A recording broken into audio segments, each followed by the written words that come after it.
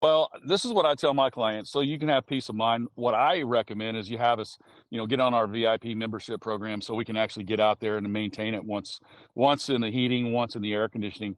Because when people that do that typically extend the life of their systems, about 5 extra years compared to the people that don't do any maintenance on them. So, that's what I'd recommend. But if the noise gets louder, definitely get somebody out there.